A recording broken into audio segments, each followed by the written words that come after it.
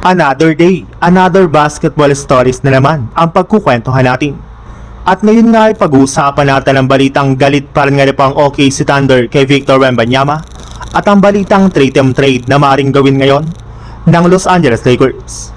Kahit man nga po walang plano ang OKC Thunder na gumawa ng isang malakihang move o trade ngayong offseason para mapalakas ang kanilang lineup, ay sinigurado nga po ng kanilang front office na mapapa-improve nga po nila ito sa mga susunod na buwan. At this time nga po ay plano ng OKC Thunder na makakuha ng ipangtatapat kay Victor Wembanyama sa pamamagitan ng pagkuha ng isang 7-footer na center sa darating na 2026 NBA Draft. Ito na nga po ang dahilan bakit karamihan sa mga pinapa-workout ng OKC sa kanilang pasilidad ay puro mga big man. Plano na rin naman nga po ng kanilang general manager na si Sam Presti na gamitin sa trade ang ilan sa kanilang mga hawak na draft pick at batang player para makaangat lamang ng mas mataas sa darating na NBA draft.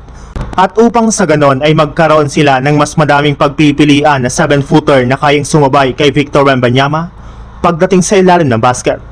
Mukhang pinaghahandaan na nga po ng OKC ang kanilang magiging rematch next year kontra sa San Antonio Spurs. Sa ibang balita naman, kagaya nga po ng napag-usapan natin, umingay na naman nga po sa social media ang posibilidad na pagbabalik ni Anthony Davis sa kanyang dating team na Lakers para makasama sina Luka Doncic at LeBron James. Pero hindi rin naman nga po basta-bastang makukuha ng Lakers ang kanilang dating superstar. Gayong kakailanganin nga po nila ditong gumawa ng isang malakihang trade kagaya na lang ng inilabas at isinadjust na 3-team blockbuster trade kasama ang mga kupunan ng Washington Wizards at Utah Jazz.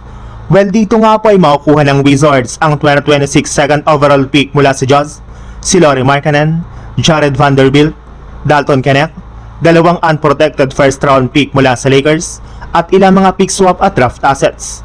Masusungkit naman nga po dito ng Utah Jazz ang 2026 first overall pick mula sa Wizards, si Trae Young, Jake LaRavia, ang 2026 25th overall pick mula sa Lakers, pick swap, at isang second round pick.